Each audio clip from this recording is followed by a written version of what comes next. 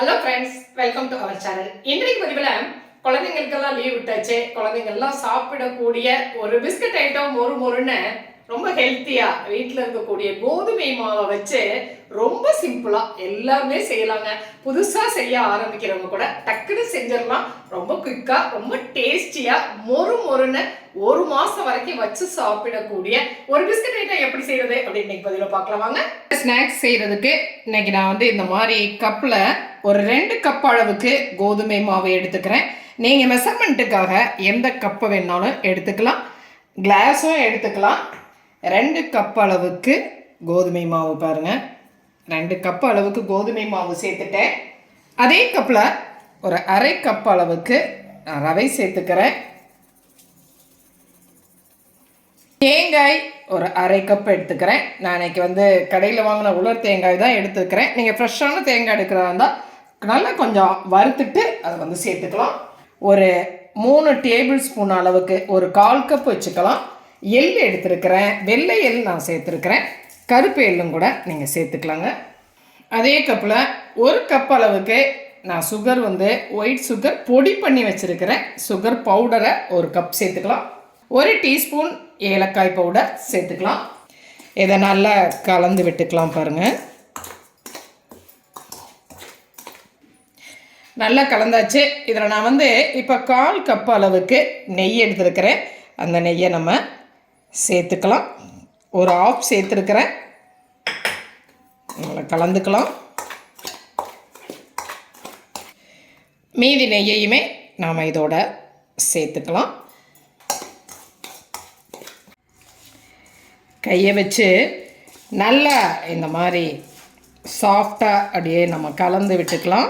நெய் சேர்த்தும் பொழுது தாங்க அந்த பிஸ்கட் வந்து நல்ல ஒரு சாஃப்டாக இருக்கும். அதனால் நம்ம கண்டிப்பாக நெய் சேர்த்துக்கிறோம். நெய்க்கு பதிலாக நீங்கள் எண்ணெயும் கூட சேர்த்துக்கலாம்.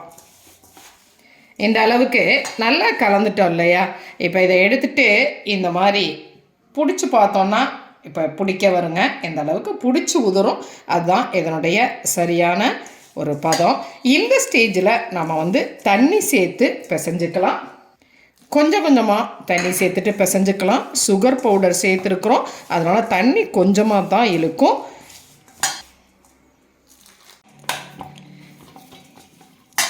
இந்த அளவுக்கு மாவு வந்து பிசைஞ்சு ரெடி பண்ணியாச்சு.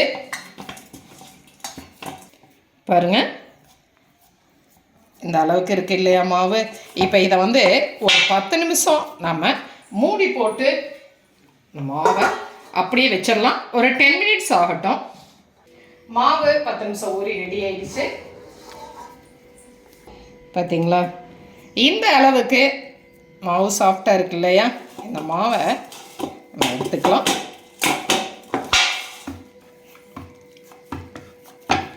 லைட்டாக ஒரு தடவை அதை ஒன்று சேர்த்து அந்த மாவை நம்ம திரட்டிக்கலாம்.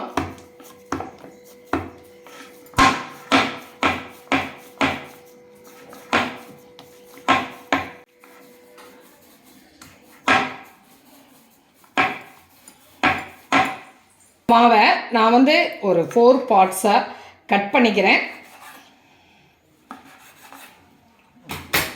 ஓகே, ஒவ்வொன்றையாக நம்ம எடுத்துக்கலாம்.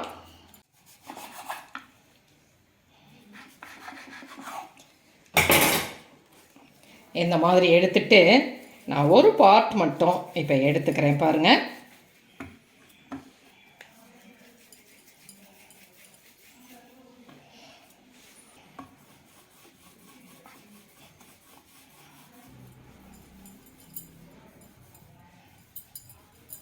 இந்த மாதிரி திக்னஸ் கிடைக்கிற அளவுக்கு நான் இதை வந்து உருட்டிட்டேன். இதை இப்போ நாம் வந்து ஒரு 4 பார்ட்ஸாக நான் கட் பண்ணிக்கிறேன்.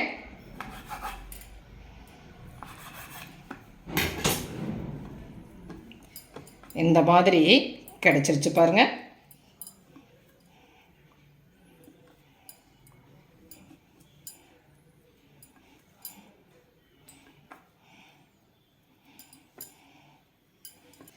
இந்த மாதிரி ஒரு பீஸ் எடுத்துக்கலாம். இதை வந்து இந்த அளவுக்கு பண்ணிக்கலாம். இந்த சைடில்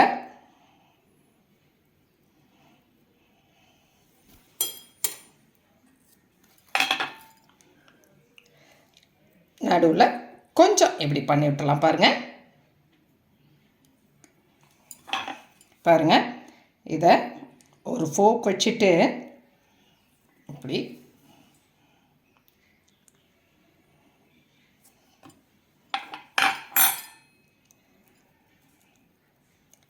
இந்த மாதிரி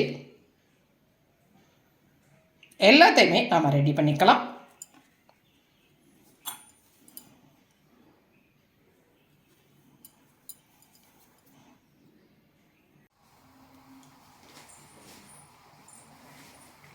பிஸ்கட் எல்லாமே நம்ம வந்து ரெடி பண்ணி எடுத்து வச்சுட்டாலும் ரொம்ப குயிக்காக செஞ்சிடலாங்க. ரொம்ப சிம்பிளாகவும் செஞ்சிடலாம். இதை இப்போ நாம் எண்ணெயில் போட்டு எடுத்துடலாம். நான் அடுப்பில் வந்து ஒரு பேன் வச்சுருக்கிறேன், இல்லை எண்ணெய் ஊற்றிருக்கிறேன். எண்ணெய் காஞ்சிருச்சு. இப்போ நான் வந்து மீடியம் ஃப்ளேமில் வச்சுக்கிறேன். எண்ணெய் ரொம்ப நல்லா காயணும் இல்லைங்க. இதில் வந்து இந்த பிஸ்கட்டுகளை நாம் சேர்த்துடலாம் பாருங்கள்.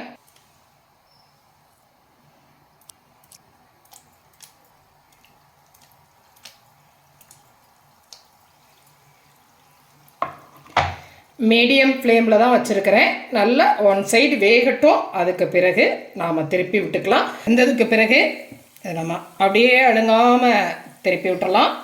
அடுத்த சைடும் நல்லா வேகட்டும் பாருங்கள்.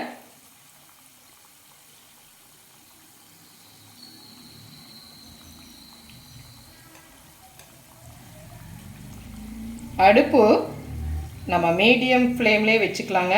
ஹை ஃப்ளேமில் வச்சோம்னா பிரிஞ்சிரும். வந்து ரெடி ஆயிடுச்சு.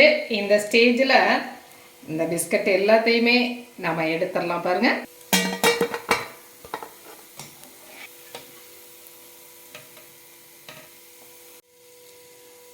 மொறு பிஸ்கட்டு சூப்பராக ரெடி ஆயிடுச்சு இல்லையா? பாருங்க, ரொம்ப சுவையான ஒரு பிஸ்கட்டுங்க. ரொம்ப இந்த அளவுக்கு ஒரு முறுமுறுன்னு நல்லாவே ஒரு சூப்பர் டேஸ்டாகவும் இருக்கும். பொறுன்னு ஒரு நல்ல டேஸ்டோட, ஒரு நல்ல ஸ்மெல்லோட, ரொம்ப ஒரு ஹெல்த்தியான ஒரு ஸ்நாக்ஸ் ஐட்டம். அதே சமயத்தில் ரொம்ப குயிக்காகவும் செஞ்சிடலாம். இதை வந்து ஒரு 2 மாதம் வரைக்குமே நம்ம வச்சு சாப்பிட்டாலுமே ஒரு நல்ல டேஸ்ட்டாக இருக்கும். கெட்டு போகாதுங்க. இங்கே பாருங்கள்,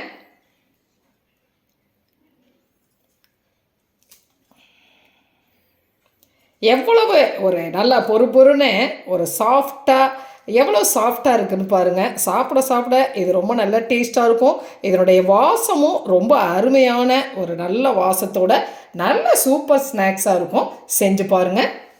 ரொம்ப குயிக்காக ஒரு 10 நிமிஷத்தில் செஞ்சிடலாம். புதுசாக செய்கிறவங்க கூட, பிகினர்ஸ் கூட ரொம்ப சிம்பிளாகவே செஞ்சிடலாங்க. நல்ல டேஸ்டான பிஸ்கட் செஞ்சு பார்த்துட்டு உங்களுடைய கமெண்ட்டை சொல்லுங்கள். இந்த பதிவு உங்களுக்கு பிடிச்சிருந்துச்சுன்னா சப்ஸ்கிரைப் பண்ண மறக்காதீங்க. லைக் பண்ணுங்கள், கமெண்ட் பண்ணுங்கள், ஷேர் பண்ணுங்கள். மற்றும் ஒரு பதிவில் உங்களை மறுபடியும் சந்திக்கிறேன். நன்றி.